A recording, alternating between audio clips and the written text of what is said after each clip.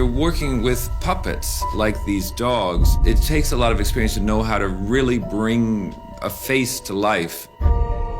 Even if you have the best sets and the best puppets and you're all ready to go, the animator is really the one who has to go behind a black curtain and turn this scene into something that has life and has emotion and has vitality. We're trying to get performance out of these lumps of metal and rubber and silicon, and they're inanimate objects, but we have to bring life to them. I feel like I'm sculpting the performance. It's what kids do when they're playing. I do think of it like moving sculpture, really, you know? We talked about at a very early stage in the production how the dogs and the humans would actually move and behave. My process is just to sit and watch the animatic. Stop licking your wound! From the timings and the atmosphere, what Wes is looking for. It's working with those rhythms within the film.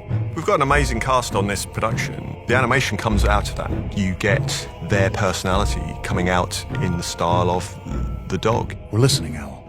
Tell us your message. The voice gets recorded ahead of time. Why?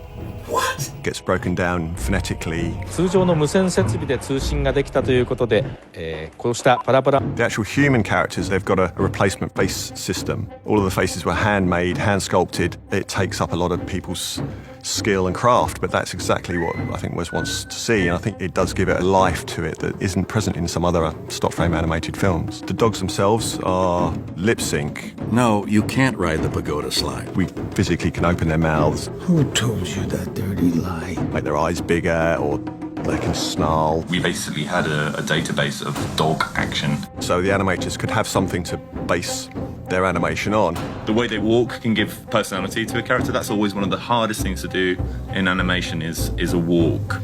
Working with Wes, we started doing LAVs, which are live action videos. He would suggest ideas for movement or gestures or an emotional state that the characters would need to be doing within their performance.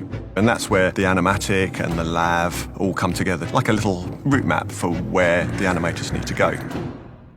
I bite. It's a struggle just to pull something out of your imagination. So I started filming myself. I saw my animation just became so much better. Just all the subtleties that you put in. The animators do get cast according to their strengths. You know, some animators are great at getting the nuances of something really, really subtle and getting emotional. I can hear you. Other animators are much better at action animation, jumping and running and that kind of thing.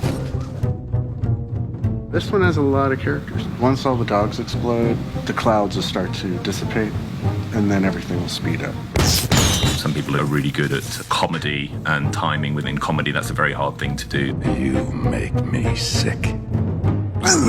I've heard people laughing at their own shots because they're animating, and as they go, they just start laughing at what they're seeing, being born as they're doing it. Sometimes you don't even really know how it's going from their minds through their hands into your movie.